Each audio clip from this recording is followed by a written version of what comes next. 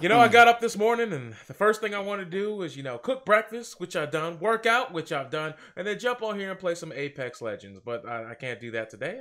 Apparently, I got to talk about this shit because people won't shut the fuck up.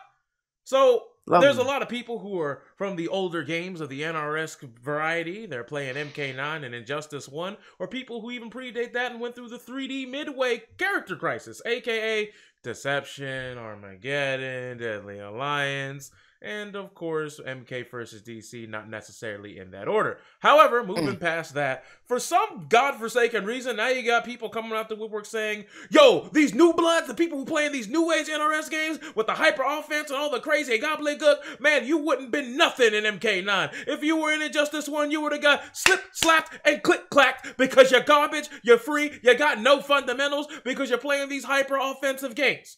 Meanwhile, they're also coming out the woodwork saying all of these new blood folk just want to see their own people prosper. You feel me? They don't want the OGs coming back. They want to keep us down. They want to keep us shackled in times of hard labor, depression, and absolute despair at the bottom of the bracket. They want to gatekeep us from rising to the top and getting the prizes that we so just gracefully fucking earned.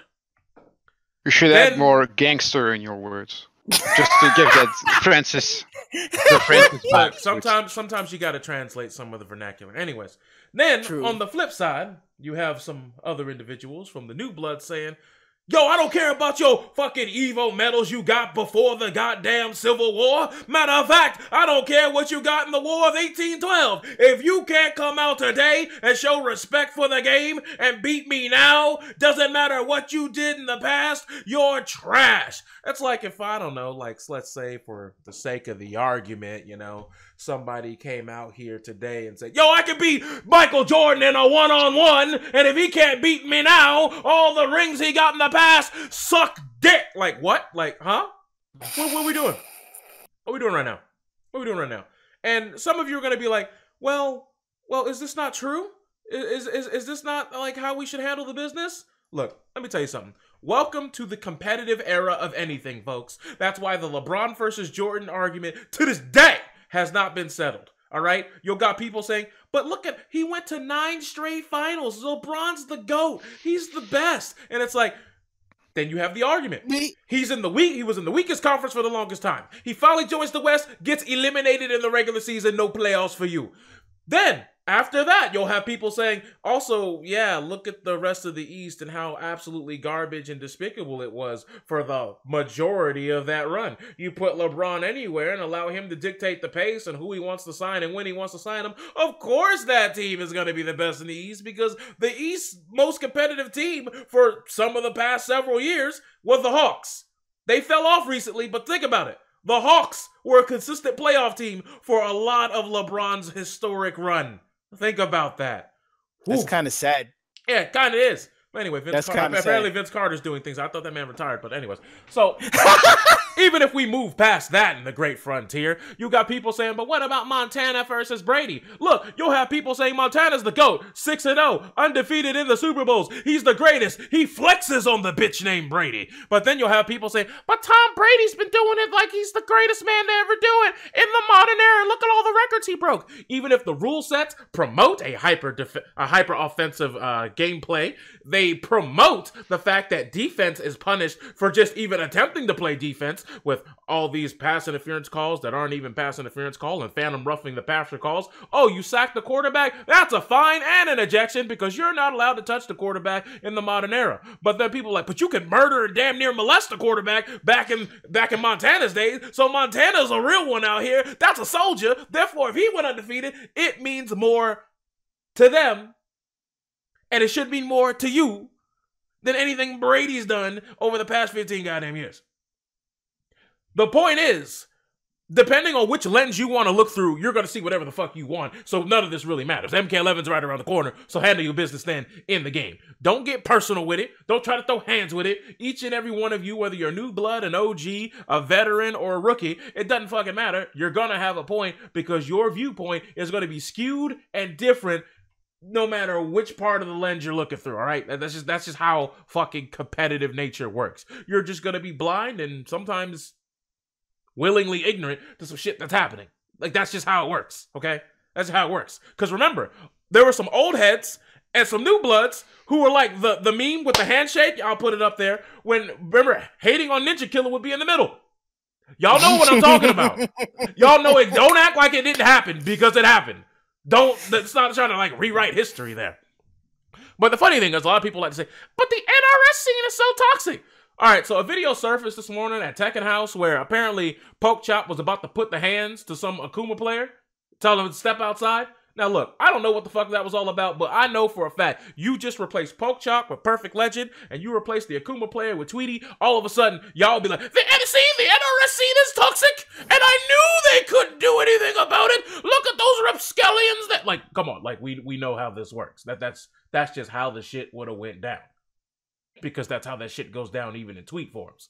And then you got people who are saying shit like, the 13-0 meme needs to die. The fact that some people are still saying 13-0 to this very day is such a god-awful sin. Look, fam, let's keep it a buck, fam. Let's keep it 100 here. Welcome to Anything with Competitive Nature. Hi, how you doing? Yeah, it's me.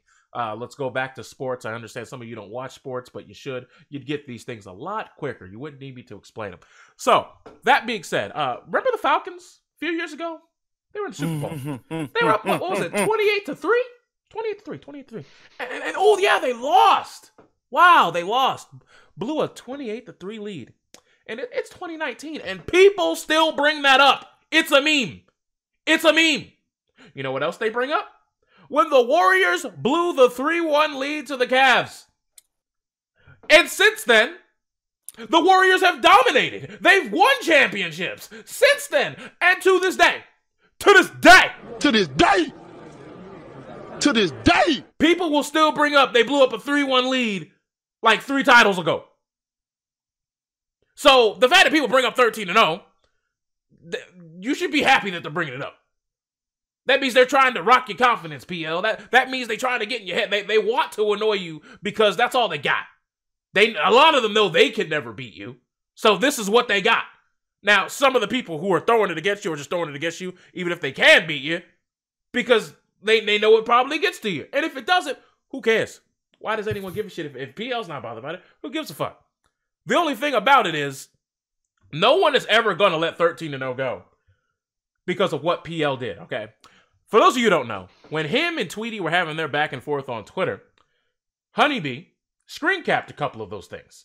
He was like, oh man, this is blue balls. And I mean, let's face it. If Pacquiao said, look, Floyd Mayweather, you suck, you trash, you a fraud, and you only beat me because I'm injured. And then Floyd Mayweather says, nah, man, you a bitch, and you need to run your fucking country. Because if you run your fucking country, you ain't got to worry about me. Because I know if we were in the ring, you couldn't even be the powerhouse in the fucking ring. And there's only 2 people you have to govern there. So fuck you, bye. And then, thank you, fuck you, bye. And then if Pacquiao was like, say, look, I'm tired of you and your American bitch-made ass. Come on and see me in the ring. And then Mr. Mayweather says, man, I'm tired of this motherfucker. Fuck him, fuck his country. It just like goes like way off the beaten path. And then all of a sudden, when it's time for people to start coming together and say, hey, let's put this match together, Mr. Mayweather goes, nah, man, I don't need to do it again. And just walks off. After all that trash talking, and now that both parties don't want to fight, somebody might say, hey, bro, I just got blue-balled by these 2. And I agree. So somebody's saying that. And then what was PL's response? Posting a highlight on Twitter where he beat Honeybee in Injustice. Now, some of you are saying, yeah, see, we knew PL got it. He beat him in Injustice. Wait, I noticed that there's a lack of 2 in what you just said there. Yeah, he posted a clip of Injustice Gods Among Us, the first one, which happened before 13-0. So if he could post clips of Injustice 1, why the fuck would anybody stop talking about 13-0? Why? just why? Why? Why would anyone stop talking about 13-0 if we could bust out Injustice 1 clips? And I'm not saying there's anything wrong with busting out Injustice 1 clips, by the way. That's fine. That's cool. He's showing, hey, bro, Remember when I used to sun you? But if you can talk about remember when I used to sun you 3 games ago, we can talk about 13-0 2 games ago. What the fuck you mean? It's wild. It's actually wild out here. And I'm sitting here watching this like, this is really happening. Word? This is what we doing? This is it? And some people are taking this like uber serious. Like some people's get deep in their feelings and they're getting hurt over this type of shit. And usually the people who are getting hurt ain't even the people involved. It's their fans. And that's the wildest part. Some of these people you don't even know in person and your ass is chapped. Might need to go out and get some, what's that shit called? Some Daily Care Wintergreen Carmex for your butt cheeks. Oh shit, the shit's green, so it's on the green screen and trust me, it's Carmex. That's all you need to know. But yeah, thank you for coming to my TED Talk, guys. I'm going to go play Apex Legends now because, you know, reasons.